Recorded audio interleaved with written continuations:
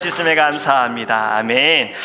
오늘 우리에게 주신 하나님의 말씀 함께 보도록 하겠습니다. 신약성경 누가복음 8장 22절에서 25절 말씀입니다.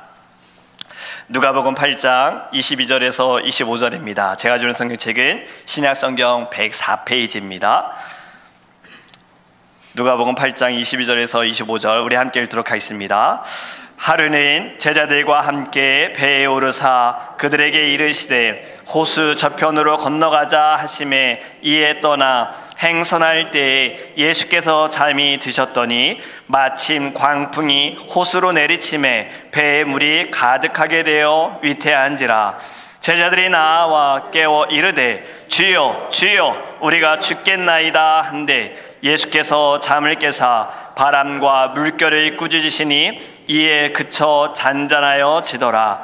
제자들에게 이르시되 너희 믿음이 어디 있느냐 하시니 그들이 두려워하고 놀랍게 여겨 서로 말하되 그가 누구이기에 바람과 물을 명함에 순종하는가 하더라. 아멘. 잠시 기도하겠습니다. 하나님 감사합니다.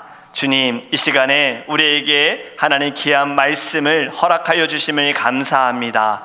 주의 말씀을 들을 때에 하나님 말씀에 집중하게 하여 주시옵시고 우리의 심령에 새겨지게 하여 주시옵시고 말씀이 성령의 검이 되어 하나님 이 세상 가운데 믿음으로 승리하는 거룩한 주의 자녀되게 하여 주시옵소서. 오직 십자가의 보혈과 능력만이 나타나게 하실 줄 믿사오며 살아계신 예수님의 이름으로 기도합니다. 아멘. 할렐루야. 반갑습니다. 굿투시유. 여러분들 기도해 주셔서 한국에 잘 다녀왔습니다. 저 혼자만 돌아온 것이 아쉽게 느껴지실 거라 생각이 되어져요. 저보다 이든이가 더 보고 싶다는 거 알고 있어요. 하지만 질투보다 감사한 마음이 더 듭니다. 이든이는 한국에서 잘 지내고 있고요. 3주 동안 조금 더 컸습니다. 감기에 걸려가지고 좀 고생을 했어요. 처음으로 감기에 걸렸고 소아과에 갔고 목이 좀 부어서 음식을 잘 못 먹고 기침하고 열도 좀 나고 기운이 좀 없었는데 제가 이제 돌아올 때에는 콧물은 좀 나지만 그래도 많이 회복이 되는 모습을 보고 돌아왔습니다. 이든이가 한국에 가서 좀 달라진 게 있거든요. 그 중에 하나가 아빠라는 말을 하게 됐어요. 그리고 이 아빠라는 말을 계속해요. 일어나자마자 아빠 그리고 아빠 그래서 걱정들 하시는 거예요. 이제 아빠가 미국으로 먼저 가는 걸 얘가 알아서 그런가 어떡하지?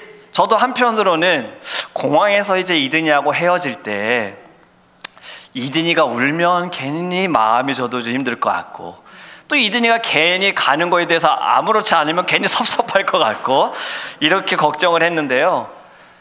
막상 인사하고 떠날 때 이든이는 공항 둘러보고 다른 사람들 보느라 정신이 없어서 아빠가 들어가는지 마는지 신경도 안 쓰더라고요. 네.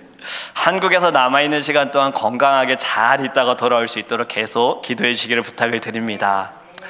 한국에 가서 여러 번 말씀을 전할 수 있는 기회를 갖게 됐습니다. 이번 3주 동안에 제가 한 것은 예배 인도와 그리고 병원 방문하고 가족들과 함께 시간을 보냈는데요. 예배 인도도 금요기도회 주일 오전 예배, 주일 저녁 예배, 또 새벽 예배 계속 말씀을 전하는 시간을 가졌는데 너무 감사한 것은 성도님들과 교제를 하는데요. 우리 교회를 이미 알고 계시더라고요. 더드림교회를 알고 계시고요. 더 놀라운 것은요. 우리 더드림교회 성도님들의 이름도 알고 계세요. 박 장로님에 대해서도 물어보시고 저한테 오 권사님, 최 권사님, 다른 권사님들에 대해서도 물어보시고 또 집사님들 다 물어보시고 청년들에 대해서도 물어보는 거예요. 그 찬양 인도하는 안경 낀 친구 누구예요? 너무 놀랐어요. 그냥 더드림교회 이름만 알아도 감사한데 우리 성도님들의 이름을 알면서 관심을 갖고 있는 것에 대해서도 너무 감사했습니다. 유튜브를 보시더라고요. 물론 지금 이 시간은 한국이 이제 새벽 12시 35분이라 내일 이제 월요일이어서 지금 실시간으로 예배를 드리는 분은 많지는 않습니다. 근데 아침에 일어나셔서 보시는 분들이 계시더라고요. 또 하루를 보내면서 저희들의 예배를 같이 들으시면서 찬양도 들으시고 같이 기도도 하시고 말씀을 들으심에 너무 감사했습니다. 그래서 저도 방송을 통해서 감사의 말씀 전합니다. 우리 한국에 계시는 기도의 동역자들 너무 감사합니다. 우리가 함께 기도함을 통해서요, 이 땅 가운데 하나님의 꿈이 우리 더드림교회와 한국에 있는 교회들을 통해 연합하여 이루어지기를 주님의 이름으로 축복합니다. 여러분, 오늘 말씀 네 믿음이 어디 있느냐라는 제목으로 함께 말씀을 나누기 원하는데요, 여러분, 고소공포증이 무엇인지 아시지요?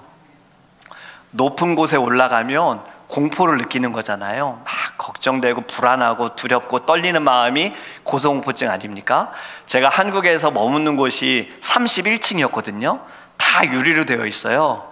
이렇게 보면은 저 멀리 바닥이 보이는데 높게 올라가면 사실 좀 무서워요. 창문을 열면 또 무서운 거예요. 이든이한테 이든아 여기 이렇게 봐 했는데도 꽉 잡고 있는 거예요. 혹시나 해서.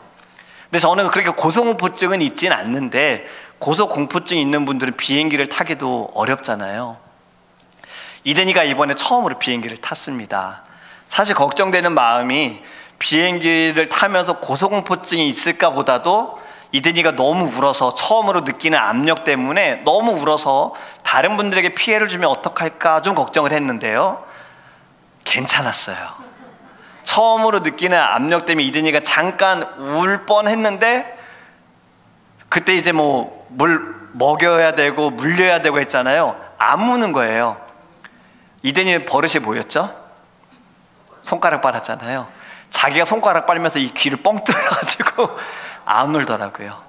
그리고 비행 내내 밥이 나올 때는 잠을 자줬고, 그래서 저희는 식사를 편안하게 했고, 이든이가 깨어있을 때는 울지 않고 막 옆에 있는 사람들 보면서 막 웃어주고 해가지고 승무원들하고 승객들에게 사랑받으면서 비행을 했습니다. 그런데 만약에 여러분 말이에요, 파일럿, 비행기를 조종하는 사람이 고소공포증이 있다면 어떻게 생각하십니까? 좀 말이 안 되죠. 비행기를 조종하기가 어렵지요. 만약에 수영 선수가 물을 두려워해요. 그것도 좀 이해할 수는 없지요. 여러분, 직업의 어부라고 하는 분들은요, 이 물고기를 잡는 것에도 전문가이지만 물에 대해서도 전문가입니다. 수영을 어느 정도 할 줄 알기 때문에 배를 타고 나가도 이분들은 공포가 없어요. 두려움이 없어요. 그런데 오늘 본문의 배경을 우리가 함께 보면은 물을 무서워하는 모습이 나타납니다. 자, 내용을 좀 말씀을 드리면, 하루는 예수님께서 제자들과 함께 배를 타고 호수를 건너고 계시는 거예요. 이 호수라고 불리지만 사실은 굉장히 큰 바다와 같이 넓고 깊은 곳입니다. 예수님께서 피곤해서 지금 배에서 잠이 드셨는데 무슨 일이 일어납니까? 바람이 심하게 불어서 배에 물이 막 들어오는 거예요. 물이 가득 차니 제자들이 죽을까 봐 두려워합니다. 여러분, 예수님의 제자 중에 어부 출신이 몇 명입니까? 정확하게는 4명이고 추측하기로는 2명 더해서 6명일 거라고 이야기를 합니다. 베드레, 안드레, 야고보, 요한은 확실하게 고기를 잡다가 예수님께 부름을 받았어요. 그리고 모든 것을 다 버리고 예수님을 따랐지요. 그리고 도마와 빌립도, 그들도 어부 출신일 거라는 추측을 통해서 12명 중에 절반이 어부 출신인 거죠. 예전에 고기를 잡았던 이들이 물을 두려워하지 않았을 거고 많은 풍랑을 만났을 텐데 지금은 두려움 가운데 빠져 있습니다. 두려워하는 이들에게 지금 예수님이 뭐라고 말씀하십니까? 오늘 설교의 제목이죠. 너희 믿음이 어디에 있느냐예요. 네 믿음이 어디 있느냐. 여러분, 우리 한번 솔직하게 잘 생각해 보기 원합니다. 말해 보기 원합니다. 지금의 상황을 보면 두려워하는 것이 당연하지 않습니까? 도대체 예수님은 지금 무슨 말씀을 하고 있는 겁니까? 여러분, 우리도 많은 풍랑을 만났어도 또 다른 풍랑을 만나면 두려워할 수밖에 없잖아요. 살아가면서 수많은 풍랑을 만났어도 새로운 풍랑을 만나면 우리는 걱정하고 염려하고 두려워하지 않습니까? 얼마나 많은 문제를 경험했을지라도 새로운 문제를 만나면 좌절하는 것이 바로 우리지 않습니까? 사람이지 않습니까? 사람에게 당연하게 느낄 수 있는 두려움인데 예수님은 지금 제자들에게 이렇게 말씀하시는 거예요. 너희의 믿음이 어디에 있느냐? 여러분, 예수님께서 제자들이 연약한 존재라는 것을 모르셨을까요? 다 다 알고 계십니다. 그럼에도 지금 예수님께는 무엇이 중요한가, 예수님께서는 이것을 가르쳐 주시기 위해 말씀하시는 거예요. 너희의 믿음이 어디 있느냐. 여러분, 첫 번째는요, 이렇게 우리 생각해 보기 원합니다. 문제에 집착하면요, 믿음을 잃어버려요. 제자들은 지금 풍랑이라는 문제에 집착하고 있습니다. 이 문제를 만나면서 어부 출신이었던 제자들은 이런 생각을 할 수 있어요.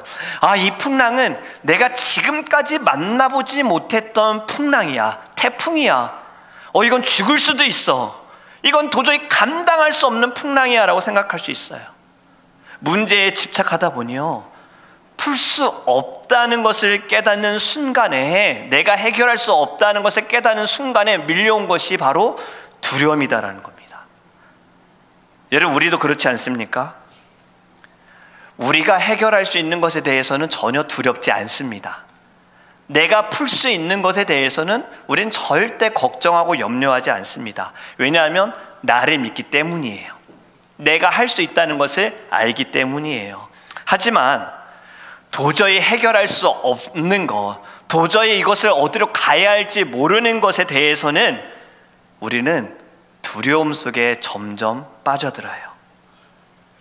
문제를 해결하려고 해봐도 아무리 찾아봐도 방법을 찾지 못할 때, 이것을 해결해 줄 수 있는 사람도 없고 방법이 없다고 생각할 때에 우리는 절망 속에 빠져들고 두려움 속에 빠져듭니다. 문제를 만나면서 그 문제에 우리는 집착하고 있다는 거죠. 여러분, 이스라엘 백성들을, 이스라엘을 공격한 블레셋 가운데 가장 큰 장군이 누굽니까? 골리앗이죠. 골리앗을 만났던 이스라엘 군인들을 생각해 보기 원합니다. 그들은 현실을 직시하면서 문제에 집착하고 있어요. 거대하고 큰 골리앗이 이스라엘을 조롱하고 하나님을 조롱하고 있는데 이들은 아무도 나서지 않습니다. 그냥 이렇게 생각하는 거예요. 골리앗이 스스로 지쳐서 그냥 쓰러지거나 지쳐서 돌아가거나 이럴 때까지 기다리고 있는 거예요. 골리앗이 어떻게 조롱하든 그들은 그냥 묵묵히 참고 있었습니다. 문제에만 집착하다 보니, 골리앗에게만 집착하다 보니 길을 보지 못하는 거예요. 그런데 여러분, 다윗은 달랐습니다. 문제에 집착하지 않았어요. 그가 집중한 것은 누구입니까? 하나님이에요. 문제에 똑같이 집중한 것이 아니라 문제를 만난 상황 속에서도 다윗은 하나님께 집중했습니다. 하나님을 신뢰했어요. 그리고 만군의 여호와의 이름으로 그는 나아갔습니다. 다윗은 보이지 않는 하나님을 믿은 거예요.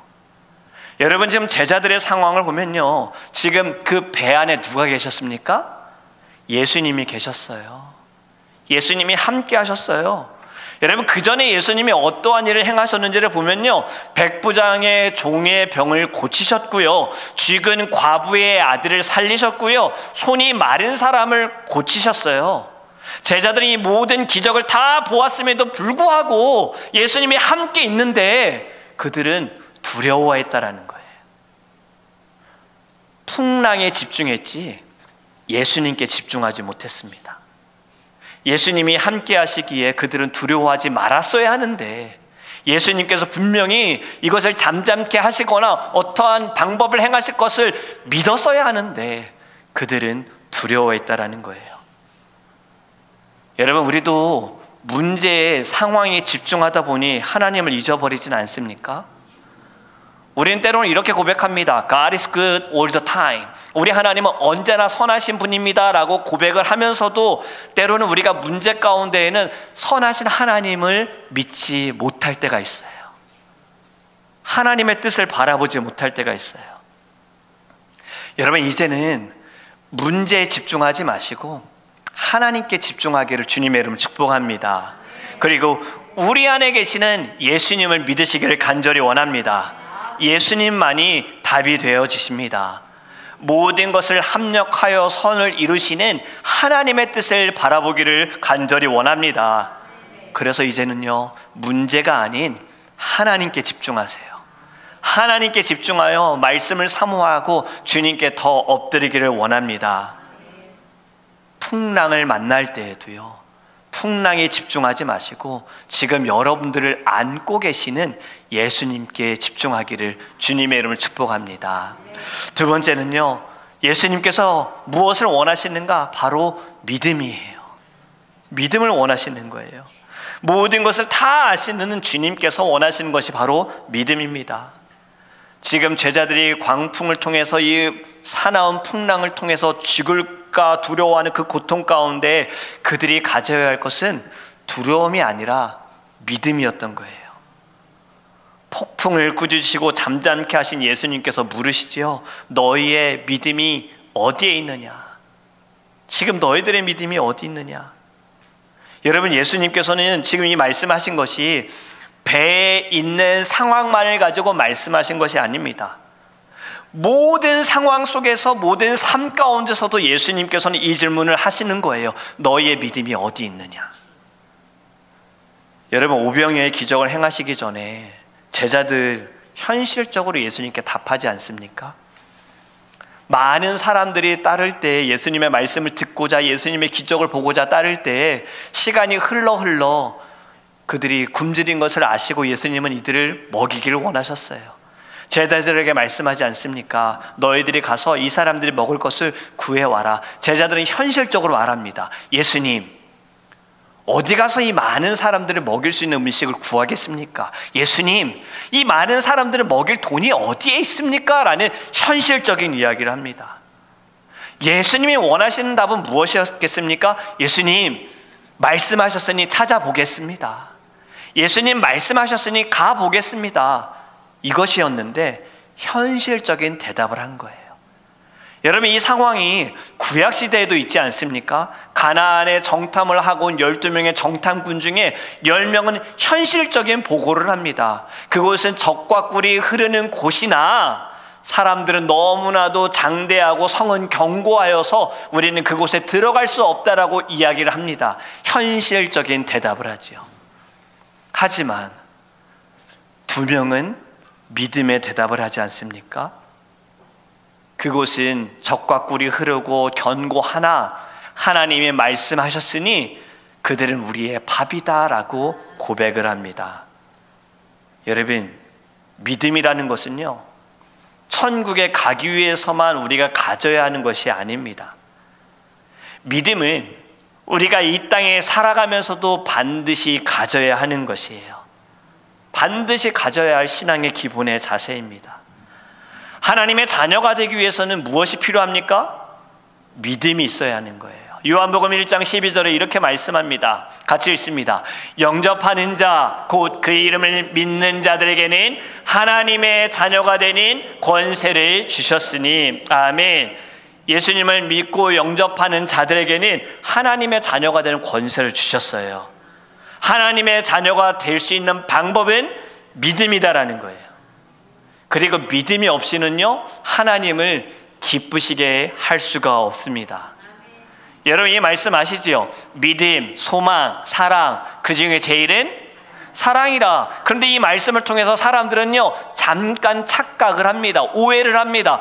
믿음, 소망은 중요하지 않아? 사랑이 중요해. 아니요, 여러분. 사랑을 하기 위해서도 무엇이 베이직이 필요합니까? 믿음이 있어야 하는 거예요. 우리가 누군가를 사랑할 때에도 믿음이 깨어져 버리면, 신뢰가 깨어져 버리면 사랑할 수 있습니까? 어렵잖아요. 여러분, 반드시 믿음이 있어야 하는 거예요. 하나님을 사랑하기 위해서는요, 우리를 만드신 하나님을 믿어야 하고요, 지금 우리와 함께 하시는 하나님을 믿어야 하고요, 우리를 인도하시는 하나님을 믿어야 합니다. 그리고 우리를 너무나도 사랑하셔서 우리를 구하시기 위해 이 땅에 예수 그리스도를 보내셔서 십자가에 죽게 하심을 믿으셔야 하고요, 부활하심을 믿으셔야 하고요, 다시 오심을 믿으셔야 합니다. 여러분, 그럴 때 우리 안에 주님을 사랑하는 마음이 넘쳐나게 될 줄 믿습니다. 이번에 한국에 방문해서요, 참 많은 분들을 만났어요. 교회에서 참 열심으로 섬기는 성도님들도 보게 되었습니다. 주사랑교회에서 제가 말씀을 전할 때 저녁 예배 처음으로 이제 그곳에서 말씀을 전할 때 보니까 찬양을 인도하는 찬양 팀들이 참 많은 분들이 찬양을 하고 있었는데, 그 중에 제 눈에 띄는 모습이 뭐였냐면 아이들이었어요. 초등학교 아이들도 그 앞에 서서 막 찬양을 하는데, 한 아이는 한 초등학교 1학년 되는 아이 같은데 그 우쿨렐라라고 하죠, 기타처럼 생긴 이걸 들고 막 치고 있는 거예요.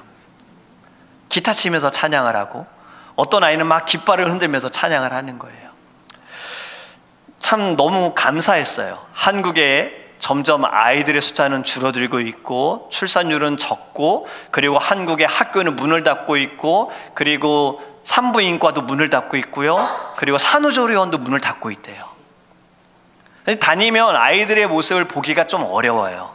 이든을 데리고 다니면 사람들이 아이를 보니까 너무 귀여워서 막 이렇게 와가지고 막 만지려고 하고 막 인사도 하시더라고요. 근데 제게 인상이 깊었던 건요, 바로 새벽 예배였습니다. 새벽 예배가 한국은요 5시예요. 새벽 예배를 인도하기 위해서 저도 4시에 일어나가지고 이제 샤워하고 준비하고 교회에 이제 가는데, 교회를 가보니까 새벽 예배에도 찬양팀의 찬양이 있더라고요. 4시 50분에 찬양을 하고 5시에 올라가서 사도신경으로 예배를 이어갔는데, 제가 이제 혹시 늦을까 싶어서 4시 반에 교회를 갔는데요, 이미 4시 반에 오셔가지고 권사님이 막 불을 켜고 계시고 교역자분들이 예배를 준비하고 있고 찬양팀은 막 연습을 하고 있었어요. 근데 제 눈에 한 분이 눈에 띄었는데 바로 반주하는 분이었습니다. 이 찬양팀에 반주하시는 분인데요,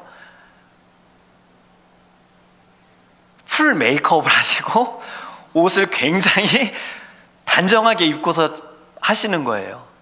여러분, 제가 알지 않겠습니까? 외출을 할 때에 여자의 시간과 남자의 시간은 다릅니다.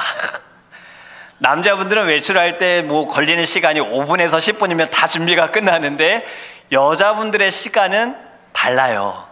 또 친구를 만나러 가는 것과 어디 행사에 가는 것은 다르잖아요.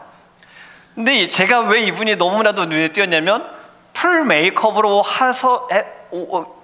해서 준비해서 오셨다라는 거는, 나는 새벽 4시에 일어났는데 저분은 왠지 새벽 3시에 일어나지 않았을까 싶다라는 생각이 든 거예요. 너무 궁금했어요. 그래서 저 집사님은 어떤 분이십니까? 라고 물었더니요, 제가 또 놀란 것이, 그분이 매일 아침에, 뭐 일주일 매일은 아니지만 일주일에 한 3-4번은 담임 목사님 아침 식사를 도시락으로 싸서 또 드리는 거예요. 저희 이제 아버님이시죠. 장인어른이 아침에 뭐 쇼핑백을 들고 오세요. 그럼 보니까 도시락통이 있어서 막 꺼내서 드셨는데, 반찬을 보니까 너무나도 준비를 잘 하신 거예요. 근데 그 음식을 준비한 분이 바로 제가 봤던 그분이신 거예요. 그럼 제가 왜 놀랬겠습니까? 저렇게 준비해서 예배를 드리려면 3시 반이었는데 도시락까지 준비하시려면 저분은 잠을 주무실까라는 생각이었어요. 그런데 그분의 삶을 제가 들으면서 그분에게 아픔이 있고 특별한 기도의 제목이 있다라는 이야기를 들으면서, 참 그 어려운 상황 가운데에도, 아픔 가운데에도 헌신하고 있는 모습이 저에게는 더 은혜가 되어졌다라는 거예요. 여러분, 우리가 겉을 보고서는 판단하기가 어렵습니다. 우리의 모든 삶도 보면요, 항상 다 나은 삶이 아니고 평탄한 삶은 아니지요. 우리는 살아가면서 참 많은 어려움들을 겪고 많은 풍랑들을 만나지 않습니까? 그런데 그 모든 순간에 하나님께서 우리에게 요구하는 것이 무엇이냐면 바로 믿음입니다. 흔들리지 않는 마음이다라는 거예요. 풍랑 가운데에도 예수님께서 잠잠케 하실 것을 믿기를 주님은 원하십니다. 만약에 이 풍랑이 나를 덮쳐서 내가 물에 빠지더라도 이 물속 가운데에도 하나님께서는 우리를 붙들어 주심을 믿는 믿음을 하나님은 원하신다라는 거예요. 나의 뜻대로 되지 않고요, 내가 고통을 받는 그 순간에도 우리 하나님은 지금 일하고 계시고 이 일을 통해서 하나님의 선하신 뜻을 나타나고 있다라는 믿음을 하나님은 우리에게 원하십니다. 여러분, 이 믿음을 갖기를 주님의 이름으로 축복합니다. 나의 원하는 대로, 나의 판단대로, 나의 생각대로가 아니라 하나님의 뜻에 맞는 그 믿음이 저와 여러분에게 있기를 간절히 원합니다. 마지막으로 이렇게 여러분들께 질문을 드립니다. 여러분, 그러면 우리의 믿음은 지금 어디에 있습니까? 저와 여러분의 믿음은 어디에 있습니까? 지난주에 이제 미국으로 돌아오기 위해서 한 주간 동안 이제 준비하면서 가족들과 인사를 하면서 시간을 보내느라 좀 더 바빴어요. 이제 저희 외할머니 이든이 왕할머니 연세가 이제 92세, 93세세요. 할머니하고도 인사하는데 공항에서 부모님은 울지 않으셨는데, 물론 어머니는 조금 눈물을 흘리셨지만 할머니가 저를 끌어안고 많이 우셨어요. 혹시나 지금의 만남이 마지막일까 하는 마음으로 많이 우셨어요. 저도 잘 참다가 할머니가 우는 모습을 보면서 저도 눈물을 좀 흘렸는데요. 지난 한 주간은 가족들과 함께 시간을 보내다 보니 말씀을 준비할 시간이 좀 부족했습니다. 이제 돌아다니면서 계속 이제 더드림교회 돌아가서 전할 말씀 하나님 저에게 주세요 하면서 기도하면서 보내다가 이제 비행기 안에서 노트북을 꺼내고 막 준비를 했어요. 그리고 금요일날 저녁에 돌아와서 또 잠을 자고 어저께 아침에 일어나가지고 말씀 준비하는데 배가 고픈 거예요. 밥을 먹고서 이제 말씀을 준비해야 되는데 밥이 좀 차려져 있었으면 얼마나 좋았을까 하는 생각을 가지면서, 근데 갑자기 아침에 띵동띵동 하는 거예요. 이 아침에 누가 올 사람이 없는데, 3주 동안 비어져 있어서 배달 올 곳도 없는데 누구지? 계속 띵동띵동 하길래 내려갔더니 옆집에 사는 분이 김밥을 가지고 오셨어요.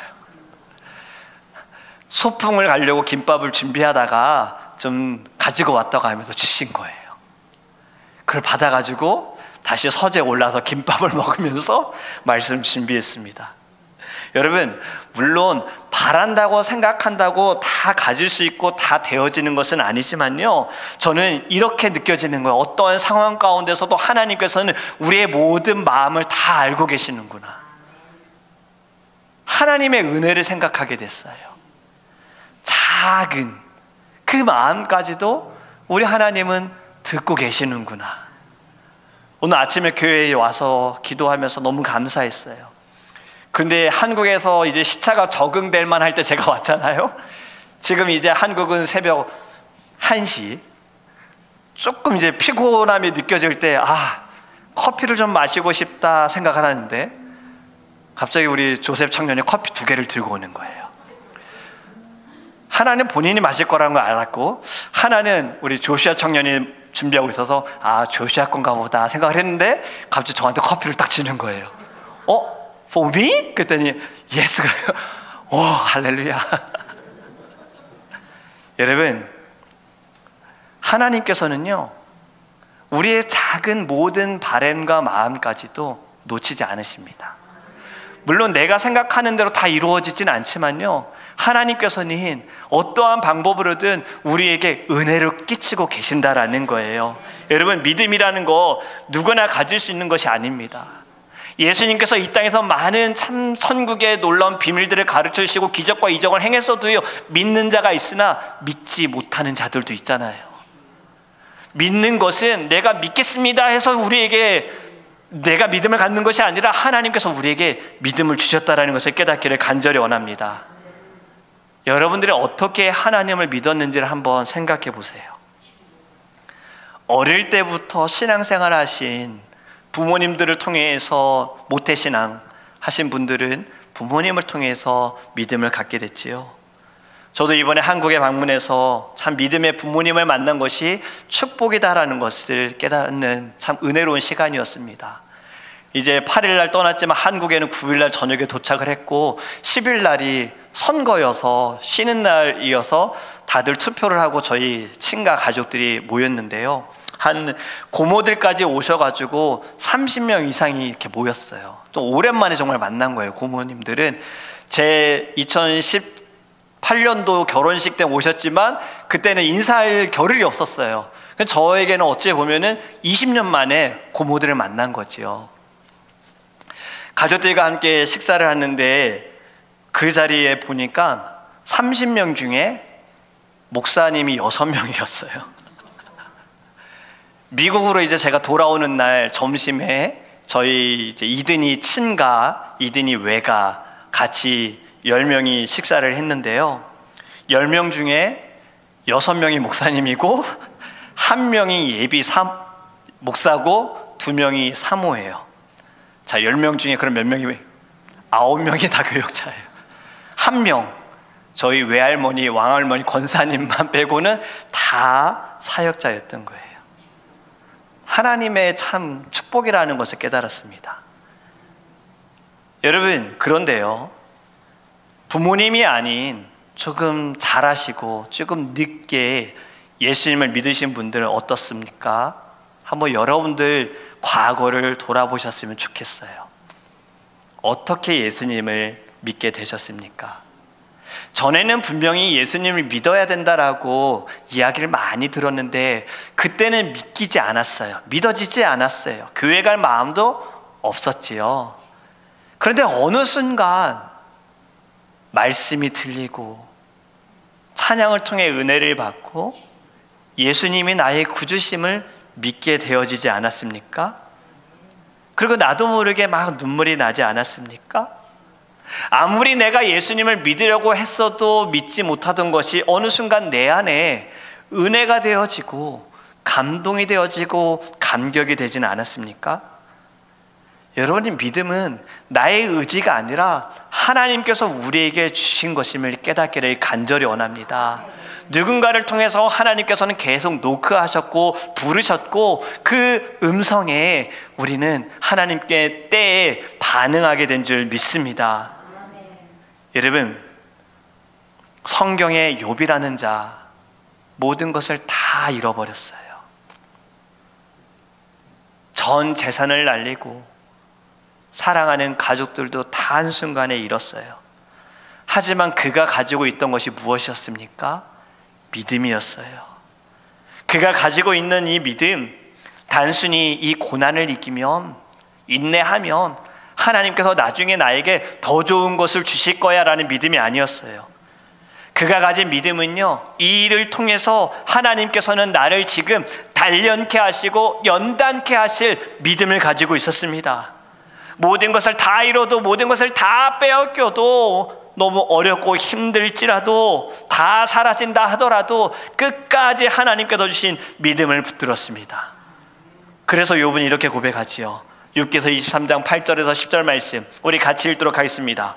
그런데 내가 앞으로 가도 그가 아니 계시고 뒤로 가도 보이지 아니하며 그가 왼쪽에서 일하시나 내가 만날 수 없고 그가 오른쪽으로 돌이키시나 배울 수 없구나. 분명 하나님은 계시다는 것을 내가 아는데 내 눈에는 보이지 않는다라는 거예요. 하나님은 일하고 계시지만 나는 보지 못한다라고 이야기를 합니다. 그런데 10절에 이렇게 고백하지 않습니까? 같이 읽습니다. 그러나 내가 가는 길을 그가 아시나니 그가 나를 단련하신 후에는 내가 순금같이 되어 나오리라. 아멘. 보이지 않지만 하나님은 지금 나의 모든 것을 이미 다 알고 계시고 나를 연단케 하시고 나를 인도하심을 믿는다라고 고백합니다. 여러분, 욥의 이 고백, 그리고 자신은 어떻게 하겠다고 고백을 하는가, 어떻게 결단하는가, 그 다음 절도 굉장히 중요합니다. 우리 11절과 12절 같이 읽습니다. 내 발이 그의 걸음을 바로 따랐으며 내가 그의 길을 지켜 치우치지 아니하였고 내가 그의 입술의 명령을 어기지 아니하고 정한 음식보다 그의 입의 말씀을 귀히 여겼도다. 아멘. 내가 좌로나 우로나 치우치지 아니하고 오직 하나님의 말씀을 듣고 하나님의 말씀을 기억하고 하나님의 말씀을 따르겠다라고 그는 결단합니다. 하나님의 말씀을 귀히 여기고요, 하나님께서 정하신 길로 그는 가겠다라고 고백한 거예요. 여러분, 이 고백이 저와 여러분의 고백이 되기를 간절히 원합니다. 지금 우리의 믿음은 어디에 있습니까? 여러분이 믿음이라는 것은요, 신앙생활을 오래 했다라고 강한 것이 아닙니다. 얼마나 내가 하나님을 믿고 하나님의 말씀을 먹느냐에 따라서 달라질 수 있다라는 거예요. 이제 막 믿기 시작했다고 믿음이 작은 것도 아닙니다. 신앙의 연수만큼 믿음의 분량이 있는 것이 아니라 내가 지금 얼마나 하나님을 의지하고 신뢰하느냐에 따라서 우리의 믿음을 볼 수 있다는 것을 깨닫기를 간절히 원합니다. 배 안에 예수님이 계심에도 불구하고 죽을까 하여 두려워하는 흔들리는 믿음이 아니라요, 다 잃어도 다 사라져도 분명 지금 선하신 하나님께서는 하나님의 뜻을 나타내실 것이라는 강한 믿음을 간구하는 저와 여러분이 되기를 주님의 이름으로 축복합니다. 너희의 믿음이 어디에 있느냐, 이 질문에 우리의 믿음은 주님께 있습니다 라고 대답하기 원해요. 분명히 예수님은 이렇게도 말씀하셨습니다.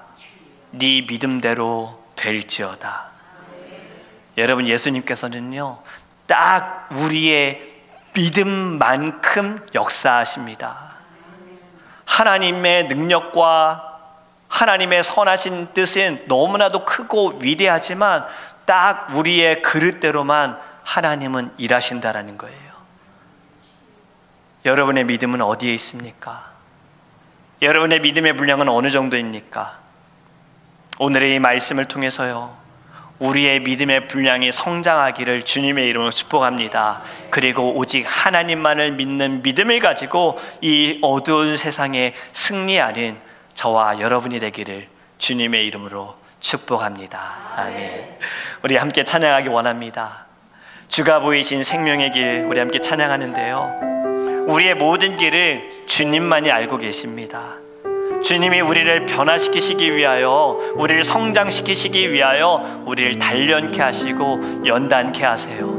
우리가 받는 모든 고난들이 물론 우리의 연약함과 우리의 죄로 인하여 받는 고난이기도 하지만요, 때로는 하나님께서는요 그 모든 어려움 가운데에도 우리를 돌아오게 하시기 위해, 하나님만을 붙들게 하시기 위해, 길을 내가 정할 것이 아니라 하나님께서 정하신 길로 내가 나아갈 수 있도록 하나님께서 이끌어 주심을 깨닫기를 간절히 원합니다. 우리 이 시간에 함께 찬양할 때 주님께서 이끄시는 그 생명의 길 제가 따르겠나이다라는 마음을 가지고 함께 고백하겠습니다.